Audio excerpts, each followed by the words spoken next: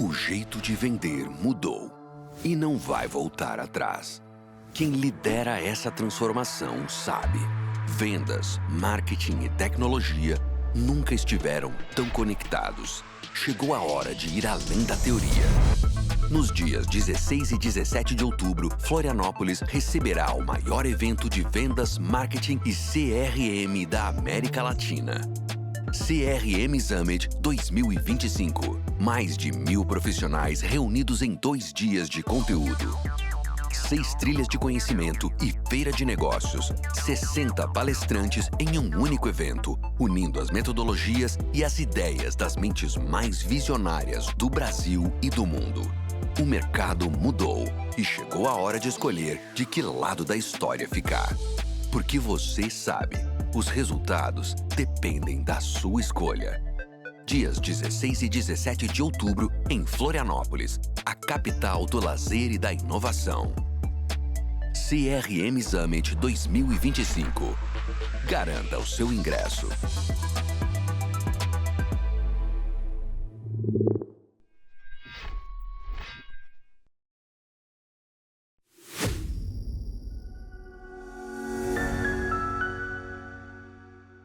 Fala galera, eu sou o Gustavo Pagotto, fundador da Pipe Lovers e embaixador do Zou CRM, e esse é o Vamos de Vendas.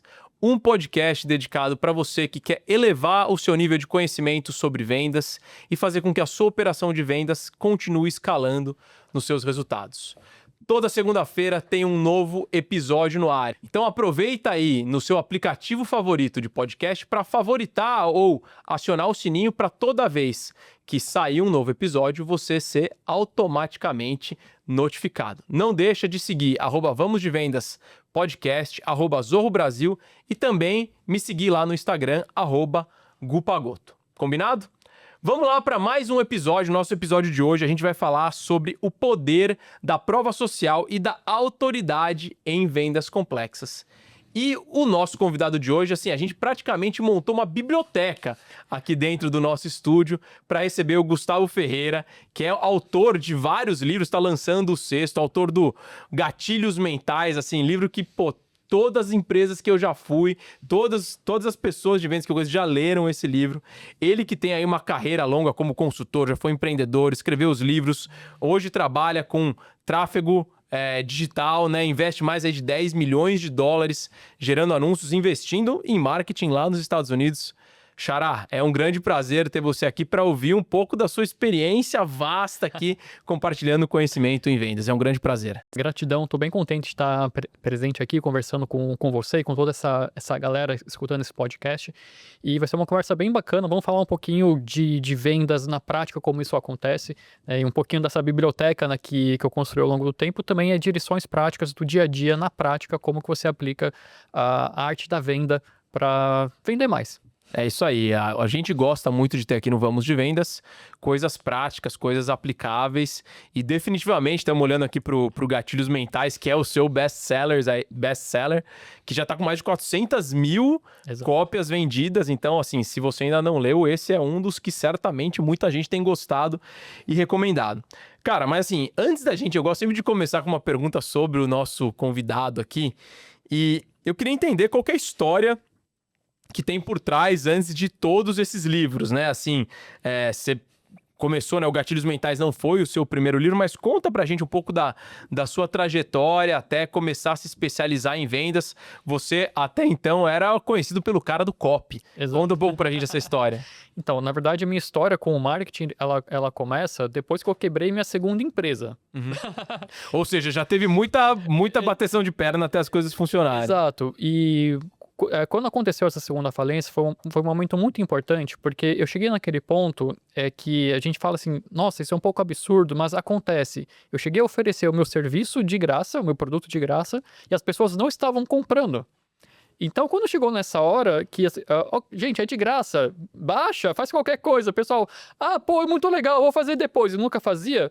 Aí eu comecei a perceber, não, calma, tem alguma coisa errada no meu processo. E foi nessa hora que realmente eu percebi que eu precisava entender mais sobre marketing, mais sobre vendas e o que realmente fazia as pessoas quererem comprar um produto ou um serviço.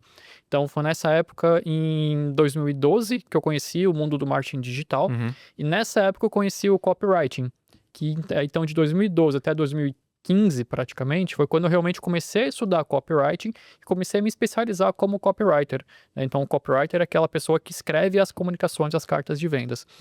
Então, foi a partir de uma segunda quebra, né? Não foi nem a primeira, foi a segunda, que aconteceu quase que a mesma coisa, né? De não conseguir vender. E aí que eu comecei a estudar, que eu comecei essa transição pro mundo do marketing, das vendas, eu conheci essas estruturas que fazem as pessoas comprarem. E eu comecei a estudar o copywriting porque para mim, na verdade, era um sonho, porque eu podia criar um negócio, eu podia vender e eu não precisava aparecer, né? Então, era um sonho que eu tinha na época, eu não precisava tá ali no dia a dia, eu simplesmente podia vender. E foi um momento tão interessante em 2014, porque não tinha ninguém falando sobre copywriting na época. Que as pessoas começaram a pedir para mim, Gustavo, ensina sobre copywriting. E aí surgiu o primeiro livro, que foi Palavras que Vendem Milhões, que foi meu primeiro livro. Que é aquele ali, né? Isso. Palavras que Vendem Milhões. Que Vendem Milhões. Então foi o primeiro livro focado em copywriting, foi uma das primeiras referências no Brasil. E na época falava-se muito sobre gatilhos mentais, porque por conta do fórmula de lançamento, que estava mais em alta na época, falava-se muito gatilhos mentais. E tinha aquela questão da comunicação mágica, daquela frase matadora que você podia usar. E eu falava, gente, ok, existem frases que a gente pode usar. Eu tenho minhas frases coringas, né, que eu sempre uso, mas não é vou falar uma frase e o cliente vai comprar. Não é assim. Então, então eu falei, beleza, vocês querem aprender gatilhos mentais? Não, são as frases. Vou pro método por trás, Exato. que são os gatilhos mentais. Exato. Então, eu fui, além de simplesmente uma frase de comunicação, que você fala e a pessoa vai vender, né, que não existe isso, né? E eu comecei a falar das estratégias de comunicação e como isso está ligado à estrutura mental das pessoas. Então, o gatilhos mentais, ele está dividido em 3 blocos, né? Que é ethos, pathos e logos, que é ethos, a construção da autoridade, pathos, a construção das emoções e logos, a parte lógica. E quando a gente entende essa estrutura, que as pessoas... Todo mundo tem esses fios, esses gatilhos que vão nos ajudar a tomar decisões. Quando a gente entende essa estrutura e aprende como conduzir a pessoa de um estado não consciente de um problema a um estado que ela vê que realmente ela precisa resolver aquele problema, a venda acontece. Legal. Então, assim, eu tô até preocupado, galera, pra ser bem honesto com vocês aqui. O cara é especialista em copy de gatilhos mentais. Ao longo das falas, conforme o Gustavo vai falando aqui, eu tô vendo quais são os gatilhos que ele tá usando com a gente. Quando você usar algum, avisa a gente, ó, acabei de usar esse gatilho pra galera já ir pegando isso na prática. A gente vai falar aqui hoje também, né, você falou de geração de autoridade, isso tá totalmente ligado com provas sociais, né? Então, provas sociais ou cases de sucesso, quando a gente fala muito no contexto de vendas, principalmente em vendas complexas, é praticamente mandatório, né? Você não vai conseguir vender um serviço complexo, caro, missão crítica, se não tiverem provas reais, né? Eu já participei de vários lançamentos de produto e no começo é aquela desgraça, porque como é que eu arrumo o primeiro grande cliente se eu não tenho o cliente inicial, né? Você precisa ter aquela primeira porta. Então, para começar, eu queria que você falasse quais são as principais formas de provas sociais que existem, né? E qual que é a importância delas na construção da autoridade que vão fazer parte aí do discurso tanto da empresa como dos vendedores no dia a dia das operações de vendas. Tá, então, para falar eu sei que a gente está falando de um cenário de vendas complexas, vendas B2B, mas eu vou dar um exemplo bem simples, bem prático, ok? Gatilho mental, compromisso e coerência, vou simplificar. Combinado. Vai ser simples e eu vou entender. É isso que você tá fazendo eu dizer, né? Muito bom. Fazer o tradutor aqui do lado. Então, imagina que você vai fazer uma viagem e você vai escolher um hotel. Você vai olhar as avaliações que esse hotel tem. Ou se você vai escolher um restaurante, você vai procurar no Google, você vai filtrar o restaurante também pelas avaliações que esse restaurante tem. Então, pegando esse exemplo, você vai fazer uma viagem, se você vai num hotel você escolhe os reviews. Você escolhe pelos reviews. Se você vai no restaurante, você escolhe pelos reviews. Como que você tem um serviço que custa 10, 15, 20 mil reais mês, 100 mil reais, 1 milhão, e você não tem um depoimento ou alguém falando bem de você? Ou seja, é questionável, né? Exato. Minimamente questionável. Exato. Então, por mais que a gente tenha essa vivência já prática de que essas provas sociais elas fazem parte de uma venda B2C, você também precisa disso no B2B. Um exemplo bem simples também, falando de B2B, é o Reclame Aqui. Então, com certeza, muitas empresas que fazem vendas complexas também podem ter reclamações no Reclame Aqui e nem sabem ou não respondem. E um vendedor mais crítico, ele vai fazer uma busca, vai buscar o perfil da empresa e vai realmente ver, poxa, essa empresa realmente é confiável? Eu posso confiar nessa empresa? Então, outras formas de prova social que a gente pode usar pensando no contexto B2B são aparições na mídia. Então, imagina que você está lançando a sua primeira usina solar, ok? Então, você não tem nenhuma ainda antes. Cara, pelo menos bate foto. Bate foto, mostra, faz uma mini inauguração, faz algum tipo de inserção na mídia que isso começa a construir a sua... Opa, aquela empresa já construiu uma usina solar. Exato. Tô pensando em contratar alguém para construir a minha, você tem uma primeira referência. Então, mesmo que você tá nesse começo, você pode fazer essa construção, mesmo que você ainda não tenha uma base sólida de clientes para fazer essas referências. Também falando de vendas B2B, no B2C existe muito aqueles depoimentos, então são as pessoas gravando vídeos falando da solução de determinada pessoa, também a mensagem que chega no WhatsApp, o pessoal adora colocar lá no Instagram. Cara, a mesma coisa funciona para B2B. Então, numa das empresas que eu trabalhei já há muitos anos, que também era venda B2B direto, o que nós fizemos? Nós fomos às empresas que estavam tendo os melhores resultados e gravamos um depoimento que foi como uma pequena entrevista com os donos das empresas. E eles falaram como que era a situação antes de comprar a solução, o que aconteceu durante o processo e como a empresa está agora. Então, isso é o formato básico de um depoimento B2C aplicado no B2B. Né? Então, é uma forma bem simples de aplicar isso também. Ou seja, né, o que você está querendo dizer aqui é que é fundamental, mesmo que você não tenha as suas referências, que você construa ou que você consiga ou monte um contexto para transformar aquilo em referência, documentar essas provas sociais. Exato. Com foto, com vídeo, com e-mails, com... Eu tive um cliente outro dia que ele falou, cara, eu recebi um certificado de validação técnica de uma outra indústria, porque era um produto técnico. Sim. Tudo isso conta, né? Sim, com certeza. E, por exemplo, o que é fundamental nas vendas B2B é você criar estudos de caso. Que é na mesma linha desse depoimento que eu dei o exemplo, você criar estudos de caso. Então, vou pegar até o exemplo do Zorro CRM. Que eu, inclusive, eu já fui cliente em 2014. Olha lá. Se você conta... Imagina que está no começo, mas você já começou a ter algum pequeno grupo de pessoas que vão testar a solução. Se você conta uma história, um estudo de caso, uma empresa já tinha um processo de CRM existente, mas o dono achava que podia melhorar. Nós entramos com a solução do Zorro CRM, que tem tal e tal e tal feature que vai ajudar no processo, e no final o processo de vendas eles conseguiram diminuir o ciclo de vendas deles de 6 meses para 4 meses, para pegar algum indicador, né? Isso. Então, você pegando as dores principais do seu cliente, você montando estudos de caso como esse, de novo, mesmo que você ainda não tenha uma base grande, você pelo menos testou com alguém. Você pode colocar isso como um formato de prova social. E para o B2B, na minha visão, esse é o ponto fundamental que você precisa construir para que outras empresas que têm o mesmo problema, a mesma situação, que elas possam ver que você é capaz de resolver. Agora, Gustavo, você acha que nessa construção de provas sociais, porque qual que é uma grande dor, né, das empresas em geral? Eu vou atender esse cliente aqui que ele é um cliente pequeno, e aí o case que eu tenho é de empresa grande. Não dá, porque... Mas, pô, são do mesmo segmento. Mas eu tenho um que é do mesmo segmento, do mesmo tamanho, mas é de uma outra região. Ou é de um produto diferente, ou é para uma persona distinta. O que você acha, assim, né, para quem estiver ouvindo a gente aqui? o que você acha, pensando em gatilhos, né, de autoridade, o que tem mais valor nessa construção das provas sociais? É a semelhança do cliente?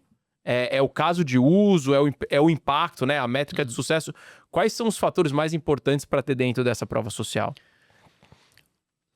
Olha, na verdade, a minha visão é a seguinte: independente do tamanho, né, e da região, basicamente todos querem ter um problema resolvido. Tá bom. Seja um cliente que precisa vender mais, que precisa diminuir o ciclo de vida, o ciclo de vendas, né, ou quer aumentar a retenção dos clientes, todos eles querem ter um problema resolvido. Uhum. Então, a minha primeira ação é focar no problema. Tá. Né?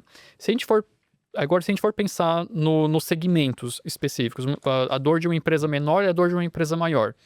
A empresa menor, a maioria delas tem um problema de fluxo de caixa. Uhum. Se você mostrar como ela pode ter mais caixa mais rápido, então provavelmente esse é um bom caso de uso para você explorar. Uma empresa que é já mais estruturada, pode ser que a questão de diminuir o ciclo de venda seja uma questão maior do que, de fato, o fluxo de caixa.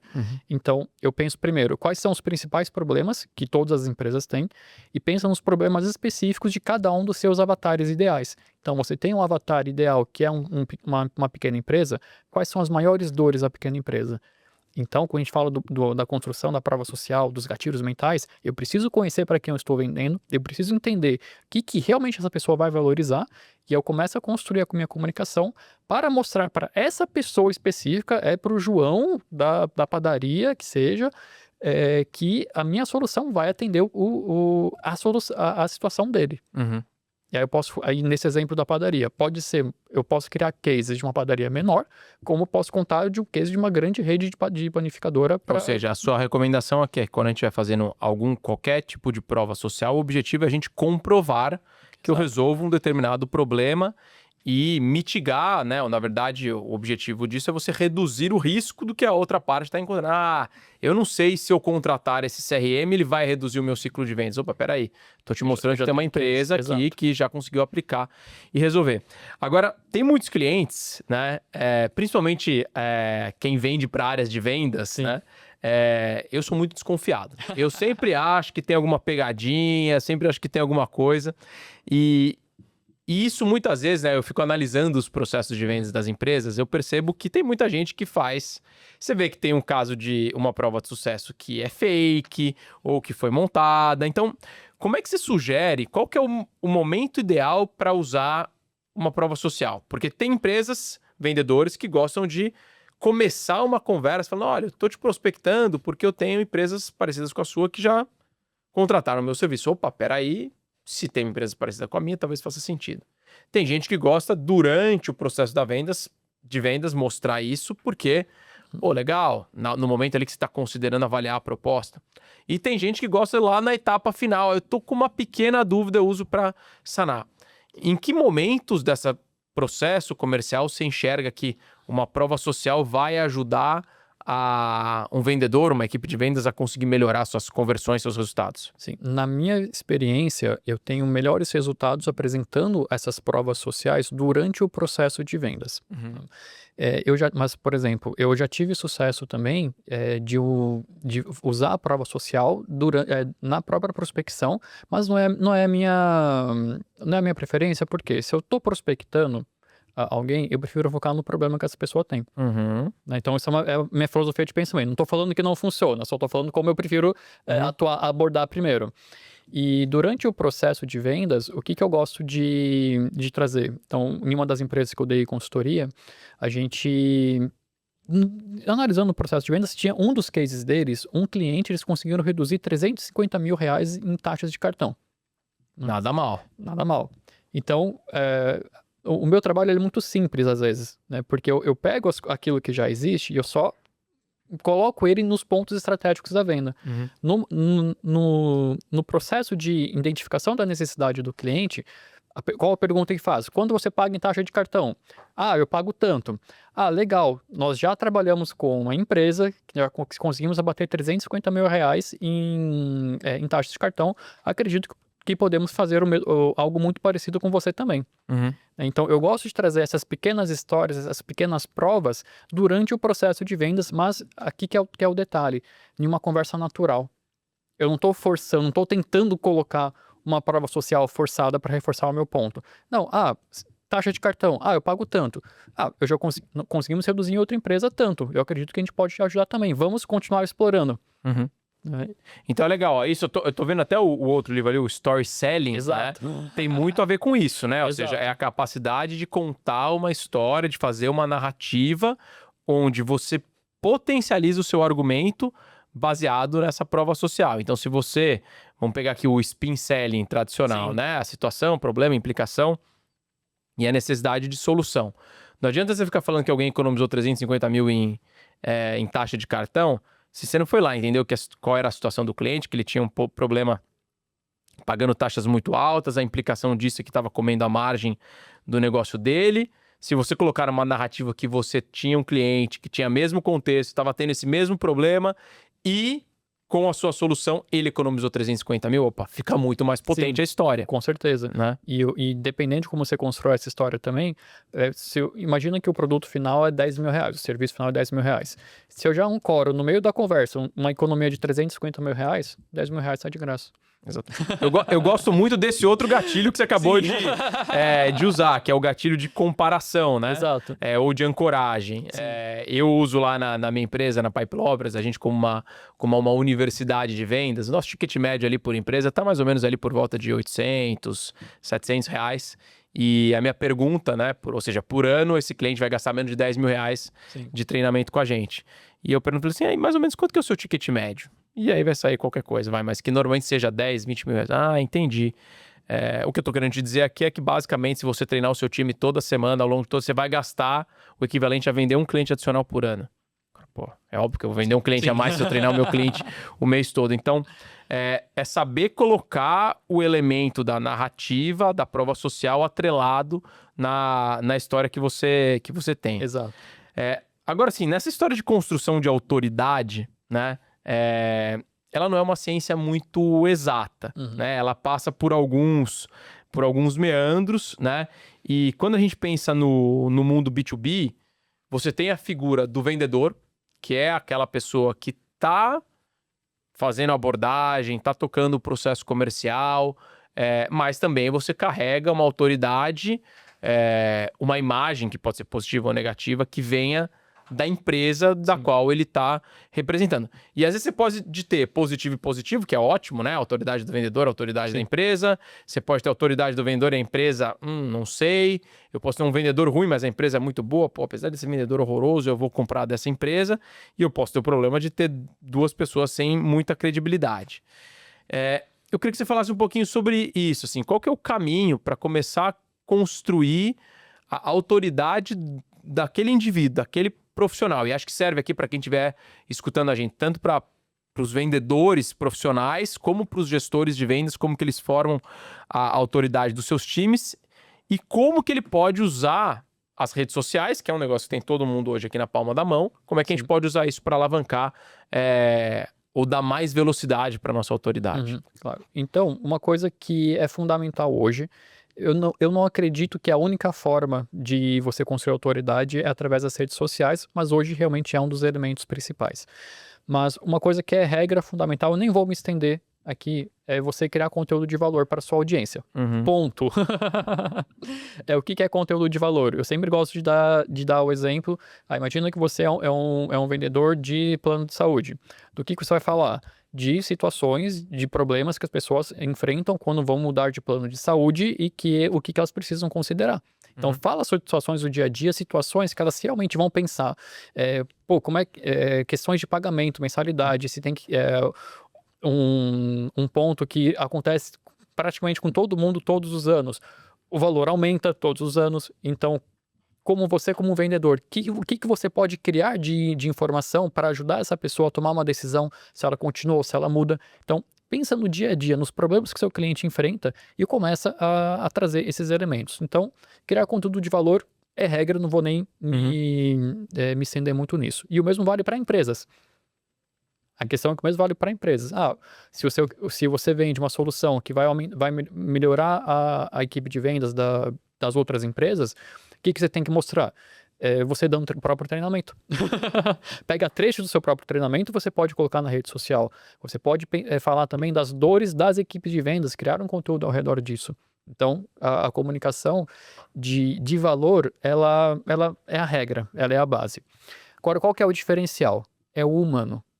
Se a gente pegar hoje os donos das maiores empresas do mundo, praticamente todos não são mais aqueles deuses ocultos, né? Eles estão indo para o dando a cara, né? Estão indo para o Instagram, estão gravando vídeos todos os dias. Temos o caso do João Adib, por exemplo. Ele coloca a vida inteira dele lá. Uhum. Então, tudo que acontece na vida dele. E por que eles fazem isso? Porque as pessoas compram de pessoas. Então, a partir do momento que você cria uma construção sua, que você não é simplesmente aquele vendedor chato, e você também não é só aquele robô que está só entregando informação, quando as pessoas veem que você também é humano, elas tendem a comprar mais de você. Então, se os CEOs das maiores empresas estão colocando a cara no Instagram, por que você não vai colocar também? Falando de gatilhos mentais, isso gera empatia, isso gera reciprocidade, dependendo de como você coloca a sua comunicação, você gera aquele senso de pertencimento, ou seja, as pessoas se sentem envolvidas e conectadas com você, principalmente se você tem uma causa junto que você defende. Existem também aqueles gatilhos que são da construção da autoridade, que são inconscientes. Então, o que é um gatilho inconsciente? Eu vou fazer uma narrativa aqui do que acontece no background que ninguém pensa de fato nisso. Imagina que você acompanha uma pessoa e todos os dias você vê que às 6 da manhã ela está na academia. O que você pensa aqui por trás? Sem pensar, na verdade, né? Você associa que aquela pessoa ela é comprometida, que ela é responsável e que se ela tem um objetivo, ela é disciplinada para cumprir o objetivo dela. Então, eu dou esse exemplo da academia, que você postar todo dia, porque isso gera uma conexão inconsciente com as pessoas. E você está transmitindo uma imagem sem dizer exato. Você não está dizendo, eu sou comprometido, eu me dedico. Não, a pessoa está vendo. Exato. Aquilo. Por mais que o vídeo pode ser que tenha sido gravado outro dia e está colocando ali no ar na hora, né? Aí entra nos aspectos de marketing, mas essa é a mensagem que você está passando, né? Exato. Então, a construção da autoridade, não importa, de novo, se é um vendedor ou se é um CEO da empresa, ele passa pela construção de valor, mostrar que você é humano e dessas mensagens inconscientes que você quer transmitir. Então, esse exemplo de uma disciplina de exercícios é um exemplo. Às vezes, uma disciplina do que você come, ou você tem um hábito de meditar, você gosta de compartilhar pensamentos, né? Isso traz esse elemento humano que vai gerar outras construções de conexão, como eu falei, empatia, pertencimento, etc. E isso tende a tornar você um vendedor mais confiável, porque as pessoas vão sentir que conhecem você. E as pessoas compram de quem elas gostam, conhecem e confiam. Gostam, conhecem e confiam. Muito legal isso que você falou, né? Então, assim, o primeiro de tudo para você conseguir se estabelecer como uma autoridade, seja ela nas redes sociais, ou seja no ambiente de negócio, seja numa reunião, o primeiro passo de tudo é você entregar conteúdo de valor. E aí parte de uma coisa, né, assim, eu tenho uma experiência longa lidando com vendedores, treinando vendedores, recrutando vendedores, e eu percebo que muita gente sai por aí falando de produto. Produto. E na verdade, o que a gente falou aqui bastante antes as pessoas, elas estão interessadas em resolver os seus problemas. Exato. O seu problema é de quem? É seu. O meu problema é meu. Exato. Né? E os vendedores não estão preocupados com os problemas das pessoas. Você precisa falar sobre os problemas das pessoas, levar conteúdo útil como autoridade. Uma das coisas que eu gosto muito... Só, desculpa, um exemplo, né? Eu tenho aqui o melhor treinamento de vendas para a sua equipe. Você quer? Depende. Né? Se eu tiver com problema de vendas, talvez eu queira, né? Então, assim, se você não é diretamente o target, né, a pessoa ela não vai ter esse impulso de querer comprar. Mas você fala, a sua empresa, você está conseguindo bater as metas de venda da sua empresa todos os meses? Todos os seus vendedores estão conseguindo bater as metas de vendas? Alguns sim, outros não. A gente está tendo alguma inconsistência. Opa! Exato. Aí é o gancho para você continuar a conversa. Sim. Né? Então, nessas abordagens de venda, dificilmente eu falo do produto. Uhum. Né? Eu tenho que falar dos problemas e do que realmente vai tocar a pessoa. Né? Ninguém quer comprar um treinamento de vendas. Não, ninguém quer comprar nada, a não sei se as pessoas sejam compulsivas de comprar. Eu sou muito mão de vaca, então é isso, eu só compro alguma coisa quando for extremamente necessário. Exato. Então ninguém quer comprar um treinamento de vendas, ninguém quer comprar um software de gestão financeira. Eles querem o quê? Querem vender mais e quer mais dinheiro no bolso. Esse é o caminho. Então, é isso, pessoal. Se você quer começar a ganhar autoridade, você tem que começar a distribuir mais valor por onde você passa, seja numa reunião, seja num conteúdo de redes sociais.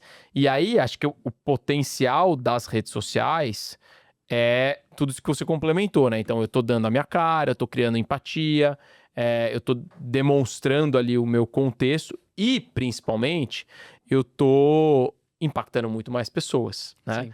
Tem gente que fala assim, mas eu vou postar aqui, vai ter pouco like, pouco view. Peraí, se você fizer um post e você tiver 200 visualizações, que normalmente é pouco para uma rede social, cara, quando que você sai na rua e fala com 200 pessoas e transmite a sua mensagem que param para ouvir o que você está falando, né? Então, é que a gente perde um pouco das dimensões. As pessoas, tem vendedor que fala, mas eu tenho só aqui 1.000, 2.000 pessoas no meu LinkedIn. Cara, se você começar a postar todo dia, mais pessoas começam a te seguir e chega em algum determinado momento, você tem um valor muito relevante de seguidores e a sua mensagem começa a ser muito representada. Exato. E tem um outro ponto que também é a consistência, né? Sim. A consistência disso também faz muita diferença, porque não é uma andorinha que faz verão, você precisa dar uma continuidade na sua narrativa. E tem um outro ponto quando a gente fala das redes sociais, porque o grande ponto não é a quantidade de seguidores que você tem. Se você tem, se o vendedor falar, eu não tenho lead, né? Mas eu tenho, eu olho nas redes sociais, tem 2.000 seguidores no LinkedIn ou no Instagram. Ok, você já falou com todos eles? A maioria responde não. Bom, ok, enquanto o marketing está trabalhando para trazer leads, você tem aqui todos os seus leads, os seus seguidores para vender, para pedir indicação. Exato, entendeu? Então, às vezes a gente também acredita, ou isso é uma questão, é um vício do marketing digital, que a mensagem que foi vendida constrói conteúdo, faz o anúncio que a venda vai acontecer automaticamente. Criou essa ilusão na mente das pessoas. Cara, beleza, isso funciona? Funciona. Eu vivo disso, né? Vivi disso por muitos anos também. Mas, cara, se você quer vender, você tem que fazer o trabalho ativo. Se você só ficar esperando, ou você faz o anúncio e vai vender, não vai rolar. Você precisa conseguir garantir e sanar isso, principalmente no contorno aqui de objeções. Agora, um dos grandes desafios aqui, né? A gente já falou de vários elementos como esse aqui, é para operações de vendas conseguirem treinar seus vendedores, né? Eu brinco com alguns empreendedores ou com gerentes de vendas, que todo mundo tem aquele vendedor que é o seu pupilo. Eu comecei a operação, ele veio junto comigo, visitava cliente junto comigo e agora ele é o meu melhor vendedor. Legal. E os outros pupilos? Não, os outros tinham que ter aprendido com esse pupilo número 1 e a coisa não deslanche. Eu queria que você falasse um pouquinho qual que é a melhor forma de treinar times de vendas a usar gatilhos mentais e provas sociais. Assim, qual que é... Tem uma forma ideal de se preparar melhor para aplicar isso no dia a dia, com roleplay, com simulação, com estudos de caso? Qual que é a melhor maneira dos gestores de vendas que estão assistindo a gente conseguirem consumir esse tipo de... treinar os seus times para aplicar isso bem? Eu não vou falar que existe a melhor maneira de fazer, porque existem diversas maneiras e diversas formas que você tem de montar treinamentos de vendas. E eu vou para um caminho controverso, né? Que apesar de que eu sou o cara dos gatilhos mentais, eu não penso nos gatilhos mentais quando eu estou pensando num treinamento de vendas. O que eu gosto de fazer quando eu vou dar treinamento nessas empresas? Eu pego exatamente isso. Quem é o melhor vendedor? Eu quero ouvir o que esse cara fala. Então eu não começo nenhum treinamento de vendas sem antes ter ouvido 3 vendas do melhor vendedor. E 3 vendas do vendedor médio e 3 vendas de um vendedor que não é o melhor, mas que vende também. Eu também gosto de ouvir, às vezes, as vendas que não fecham, porque eu quero entender as objeções. Então, esse é o cenário que eu preparo antes de fazer qualquer treinamento. Voltando para o copyright, né, para o começo. Como que o copywriting, a arte do estudo da comunicação persuasiva começou? Eles pegaram os vendedores que batiam de porta em porta pegava o que os melhores vendedores, o que eles falavam, eles começaram a estudar frase a frase. Uhum. E começaram a replicar essas frases para os demais vendedores, e todos começaram a vender mais. Então, na forma que eu treino, quando eu aplico os treinamentos de venda, eu faço exatamente isso. Eu vejo que os melhores vendedores estão vendendo, e a primeira coisa que eu destrincho esse roteiro deles, e aí sim eu começo a fazer pequenos ajustes conforme necessário para trazer, aí sim, prova social, para trazer prova, para trazer o storytelling, né, que é um dos pontos principais. Então, de novo, qual que é o processo? Ver os melhores vendedores, ver o que eles estão falando, eu destrincho isso, e eu gosto muito de pensar nas objeções.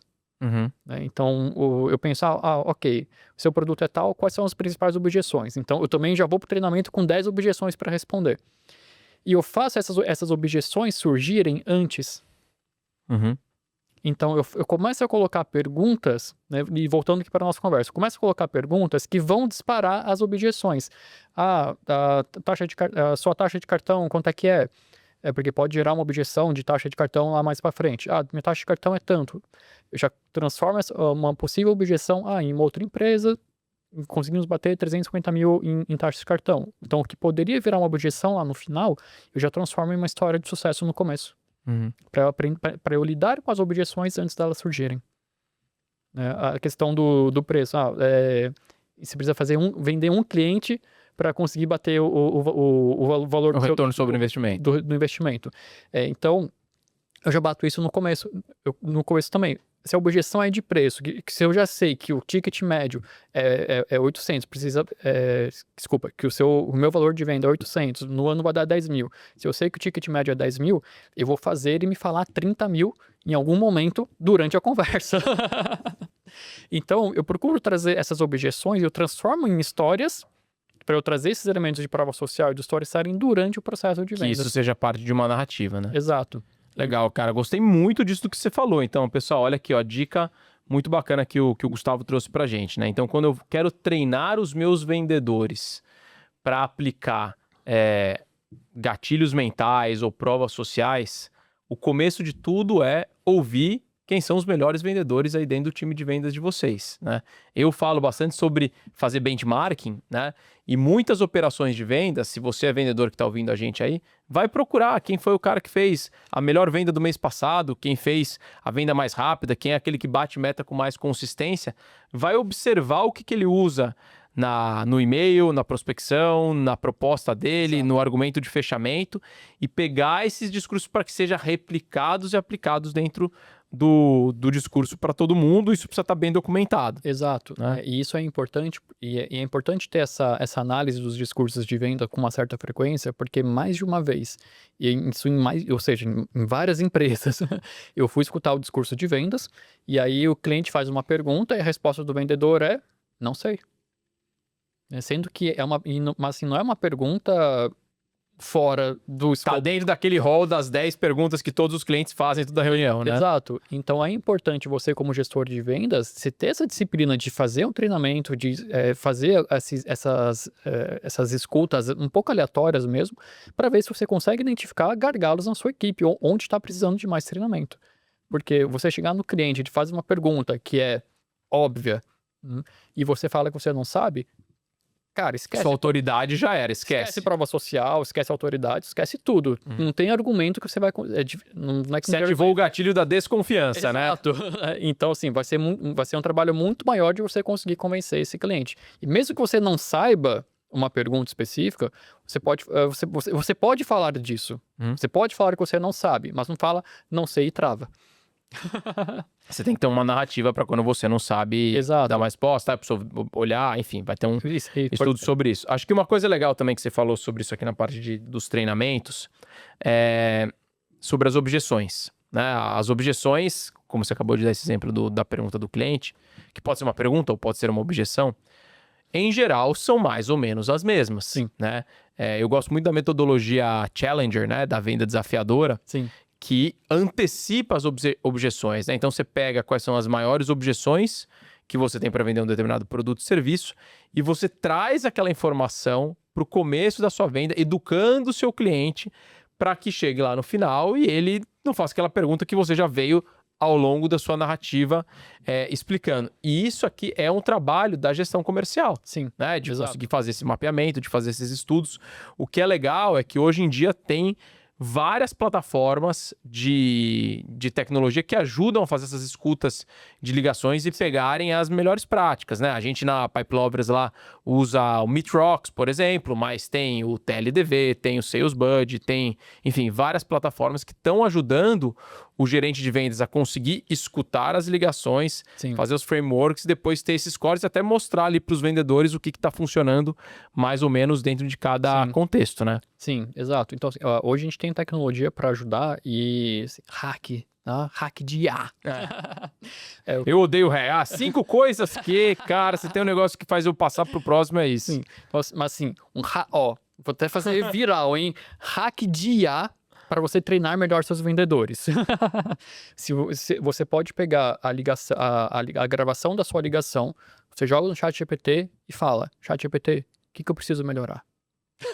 Tão simples e óbvio quanto isso, né? Exato. Não precisa ser PhD em IA, em computação e nada. Exato. E aí tá, né? A gente tem falado muito sobre inteligência artificial aqui em vários episódios e as pessoas, assim, sempre... Eu tenho uma enteada de 8 anos, né? Legal. E às vezes a gente tá lá conversando, vendo televisão, pergunta alguma coisa pra ela, a resposta para assim, não sei. Pergunta aí pro ChatGPT. Né? Se a gente, como profissional, usasse mais isso para se fortalecer, a nova geração já tá com esse chip embarcado, né? Sim.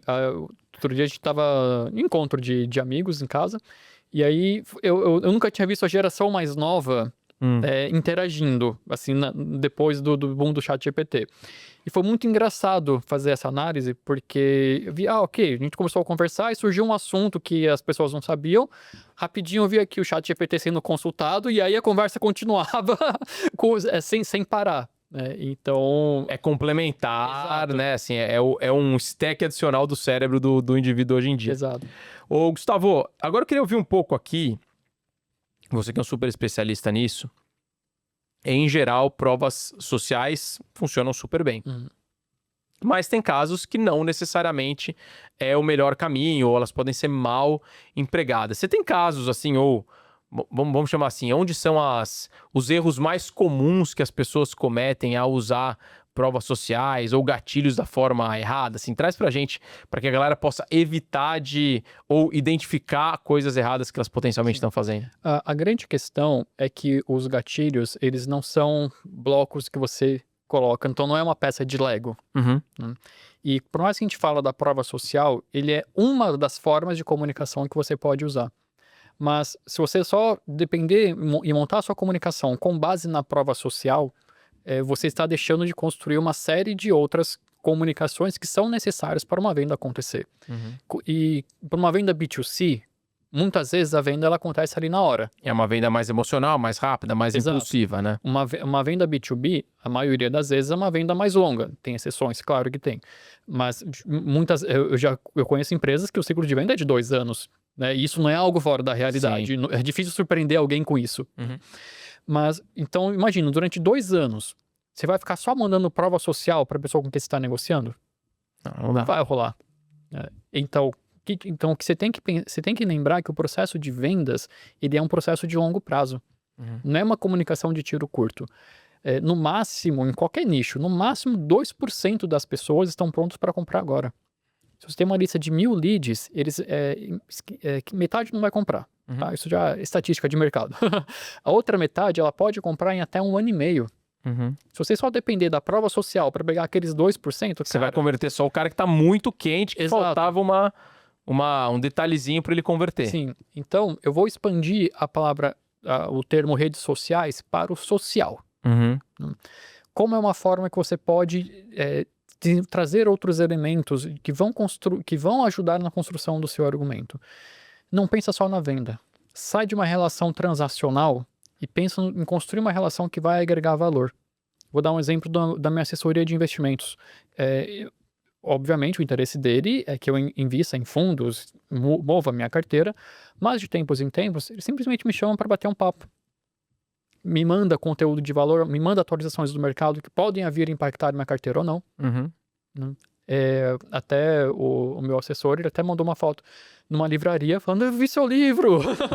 Ou seja, ele tá criando conexão, tá gerando empatia, né? Então ele tá criando um relacionamento comigo que vai além da questão transacional. Né? E da mesma forma, você pode aplicar isso também, você pode, imagina que você construiu um outro estudo de caso que tem a ver com o cliente que você está negociando. Fala, olha, a empresa, ou a gente acabou de liberar um estudo de caso de uma empresa que está na mesma situação que você. Veja se isso aqui faz sentido para você. Então você pode aproveitar essa própria construção de conteúdo de valor e você cria essa relação de longo prazo de fato.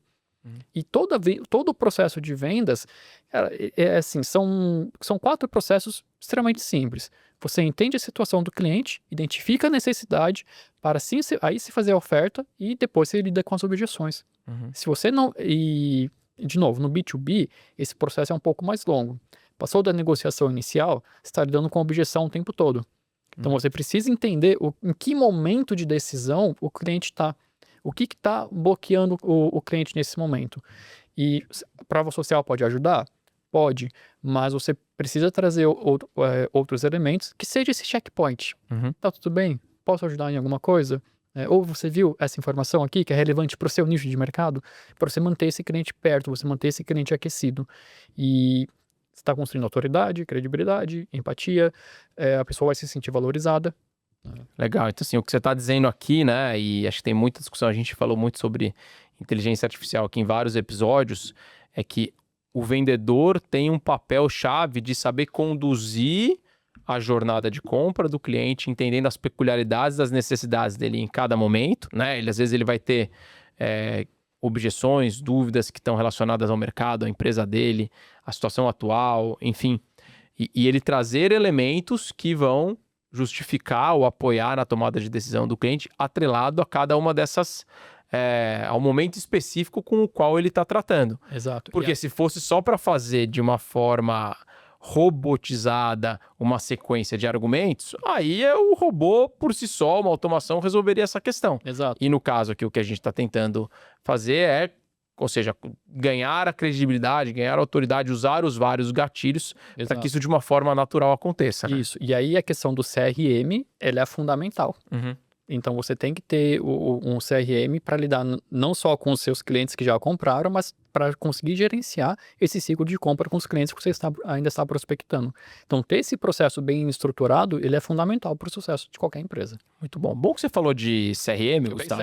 Bom que você falou, você já me deu a deixa aqui para lembrar, galera, que o Vamos de Vendas é um podcast que é uma iniciativa do Zorro CRM, que foi eleito pela revista Forbes em 2025 pelo 3º ano consecutivo como o melhor CRM do mundo.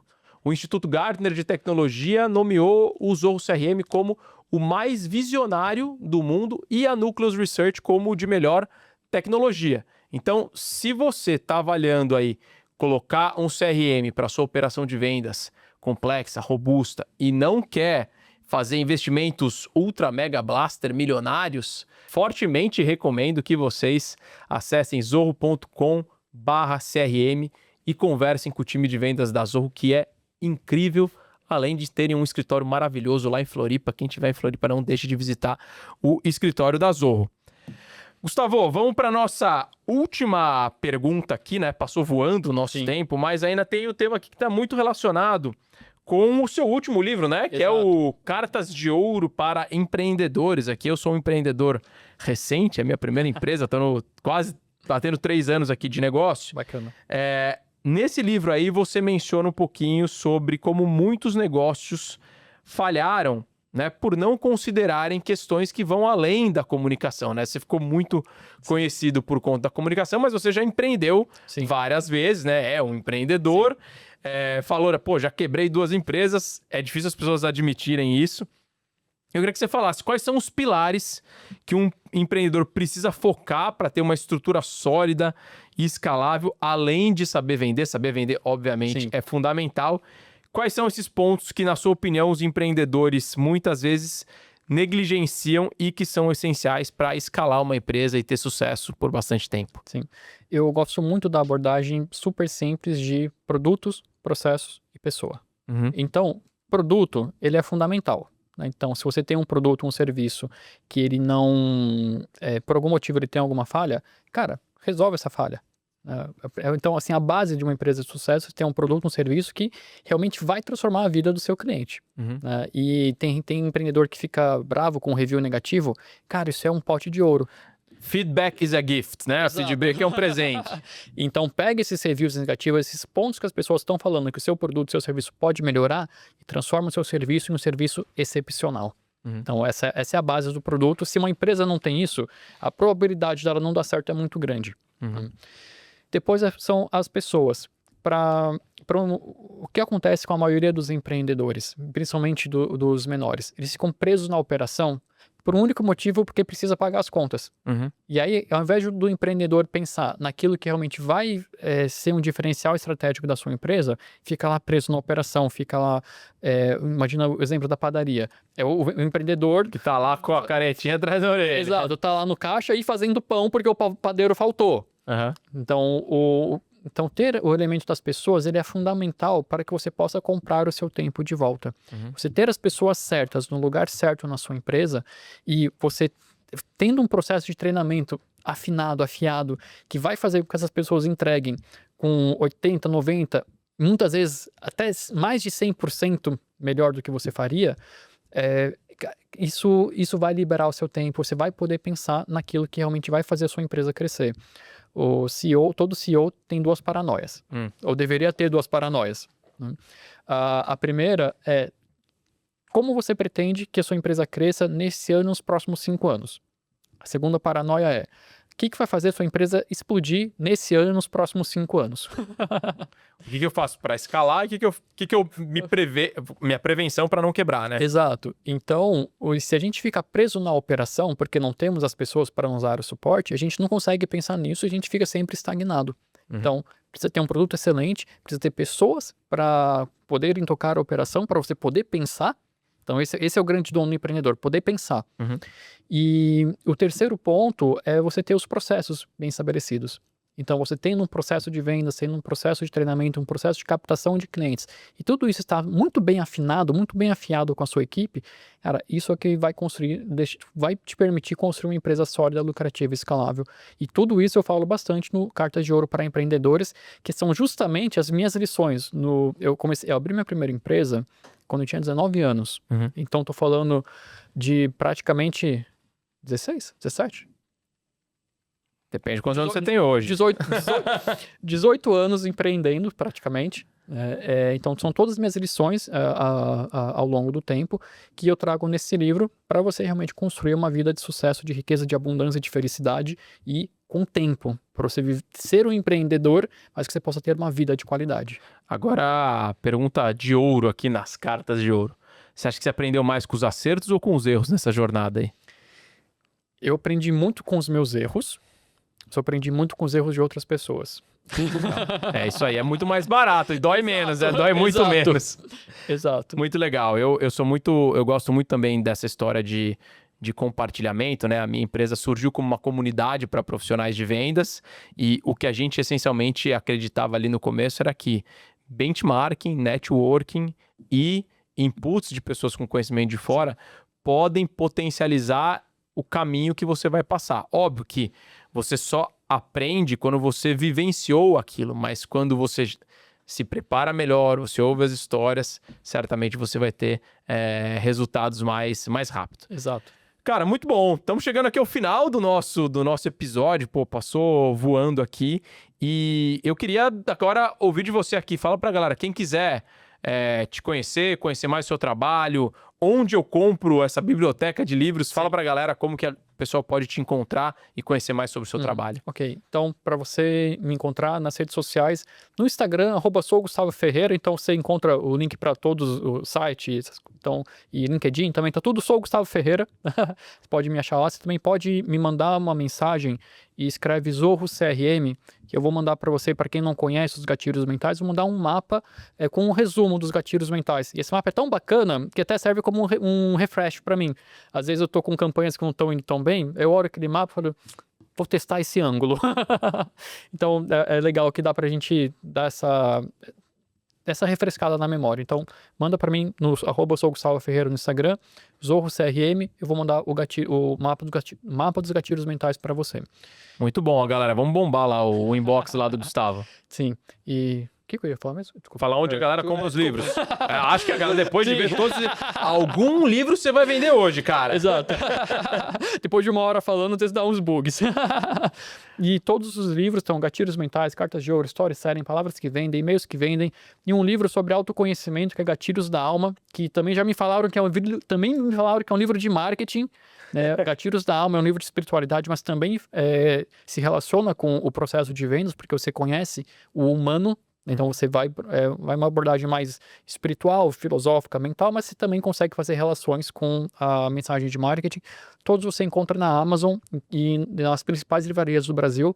A Amazon é o caminho mais simples de você encontrar tudo. Muito bom, cara. Obrigado. Com certeza que não só essa 1 hora de conhecimento que você trouxe pra gente, mas também os insights que estão em todos esses livros. Uma das coisas, você deu o exemplo ali, né? Quando você olha pro seu próprio mapa de gatilhos mentais, eu muitas vezes estou dando aula, eu olho pro slide assim e falo, caramba, preciso ajustar algum negocinho no meu processo, né? Sim. Então, acho que uma das grandes formas também de aprender é quando a gente está ensinando, quando a gente está documentando. Então, além de tudo, parabéns por todas essas obras. Eu tenho só uma, né? Já me deu um grande trabalho, não sei se eu tenho coragem de escrever mais um, mas te agradeço demais. E a gente vai chegando por aqui, pessoal. Se você chegou até esse momento nesse episódio, lembre-se, sucesso em vendas é resultado de evolução diária, né? Você precisa se dedicar, você precisa aprender, e para garantir que você aprendeu tudo que a gente falou aqui nesse episódio, agora é o momento do print. Dá um print aqui na tela, compartilha nas suas redes sociais e não deixa de marcar @VamosDeVendasPodcast, @ZorroBrasil, me marca lá, @GuPagoto, marca também @SouGustavoFerreira, para a gente compartilhar também, saber o que vocês estão achando desse episódio. E por hoje é só, semana que vem tem mais. Vejo você e vamos de vendas.